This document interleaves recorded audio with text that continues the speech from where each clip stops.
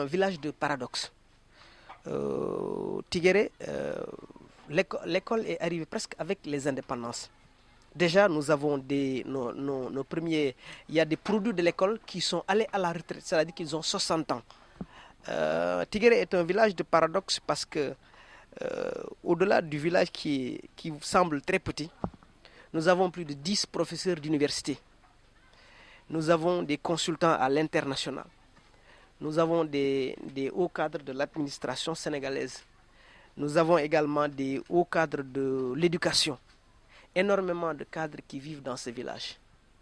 Mais le paradoxe, c'est que nous avons énormément également de difficultés liées à l'enclavement. Nous sommes à vol d'oiseau à 4 km de Matam. Mais la bretelle fait qu'on est obligé de faire un détour sur 27 à 25 km. Également, nous ne sommes pas encore reliés sur la bretelle. On est obligé d'emprunter les pistes. En période d'hivernage, le sol se transforme en une boue collante. Il est extrêmement difficile de quitter le village pour pouvoir rejoindre les localités environnantes. Ça pose en termes de santé une problématique cruciale par rapport à l'évacuation des malades, par rapport à l'accès aux soins de santé primaire, puisque nous ne disposons ici que d'un poste de santé. Mais un poste de santé dans lequel on a investi plus de 30 millions. L'un des fils du village qui est professeur en Suisse nous avait permis de décrocher des financements et d'avoir un dispensaire financier, une case de santé financée à hauteur de plus de 20 millions.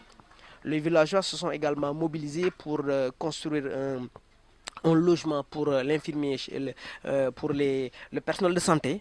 Et également, il y a le courant, il y a le courant, il y a également de l'eau. Malheureusement, la case n'a pas encore été érigée en poste, ce qui limite l'accès des populations à des soins de santé, notamment également à des choix qui ont été opérés par l'État par rapport à la couverture maladie universelle et d'autres éléments sur lesquels nous avons droit et nous pouvons accéder. C'est pourquoi nous sollicitons l'appui des autorités pour pouvoir accéder à ce bien ô combien précieux. Au-delà de l'enclavement, nous avons également le problème d'achèvement de la scolarité pour nos enfants qui ne disposent pas de lycée. Nous avons une école primaire, un collège, mais nous n'avons pas encore de lycée. Même si le pont que nous souhaitons de tous nos voeux, qui permettrait de désenclaver le village, nous permettrait d'accéder beaucoup plus rapidement à Matam, qui se trouverait à environ 3 ou 4 km. C'est la raison pour laquelle, quand la radio RTS a voulu organiser la 6e édition des journées de son émission Hirde Halpularen, nous avons accueilli avec joie le choix porté sur notre village. Choix qui va permettre de reporter un témoignage sur des pionniers que nous avons connus dans le village, que sont Bokar Oumar, celui qui s'est battu pour que l'école s'installe ici. Il y a également Seydouba, qui est un inspecteur de l'éducation à la retraite, qui a beaucoup œuvré pour le village. Abdelaziz Ba, qui a été un des meilleurs talents que nous ayons eu, en tout cas des talents qui est éclos. Ça fait partie des plus grands talents que nous ayons connus dans le village. Il y a également la regrettée Binta Diallo, qui a été une pionnière en termes d'organisation de femmes. Je pense que au milieu des années 80, Tiguéré avait je puis dire, le groupement féminin le mieux organisé.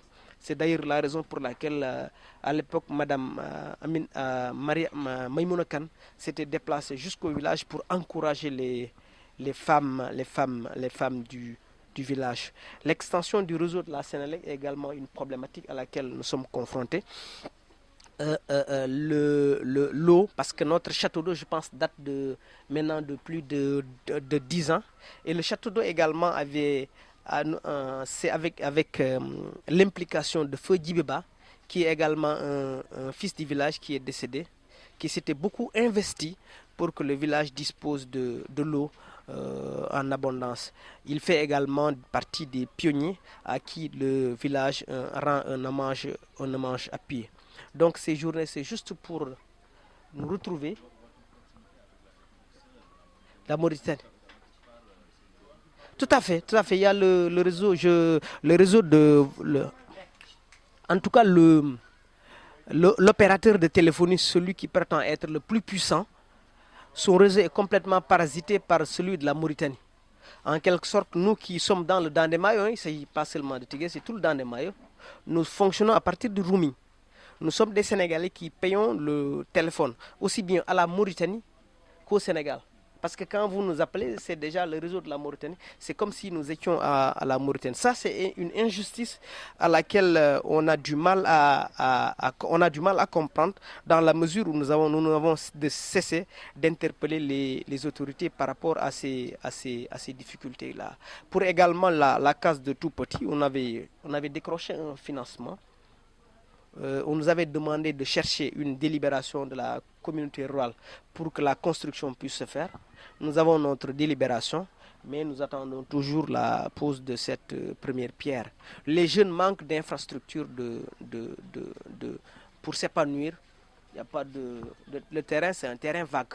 Il n'y a pas de maison de jeunes, il n'y a pas de salle de jeu, il n'y a pas de bibliothèque. La connexion Internet est très très mauvaise en raison du parasitage par le réseau de la Mauritanie. C'est la raison pour laquelle je vous ai dit que Tigéré est un village à paradoxe, malgré les nombreux cadres que nous avons, notamment des directeurs nationaux, le directeur de l'École nationale des travailleurs sociaux, je pense, il est de Tigéré Siré, c'est un produit de l'école de Tigéré. C'est pourquoi je vous dis que c'est un village de paradoxe, quoi. Voilà.